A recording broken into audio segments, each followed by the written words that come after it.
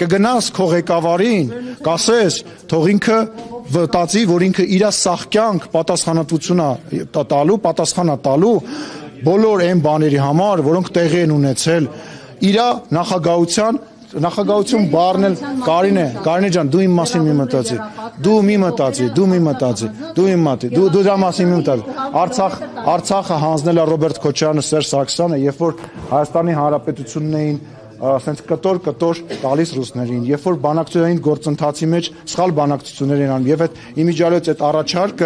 առաջարկը ուժի մեջ է, եւ ես հայ դեպ քաղաքից էի հարցնում, ես եթերով ուզում եմ առաջարկեմ Ռոբերտ Քոչարյանին կամ որևիցե այլ ընդդիմադիր գործչին ուղիղ եթերով վարչապետը մի ամիս է արդեն փողոցում է Հանրապետության ժողովրդի հետ շփվում ուղիղ եթերով, ես առաջարկում եմ նրանց մի շաբաթ որևիցե տեղ գնալ եւ ուղակի քայլել եւ այդ հարցերի բոլոր պատասխանները ինձ թվում է Քոչարյանը կգտնի։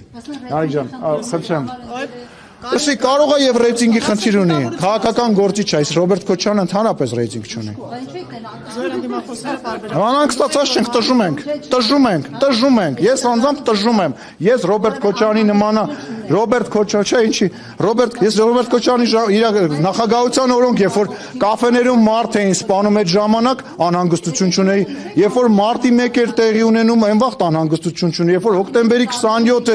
27 էր տեղի ունենում, այն վաղ անհանգստություն։ Հիմա տժժում եմ մնացածի վրա, որովհետև այդ քաղաքական գործիչներ շատ լավ է, Թոտոժան։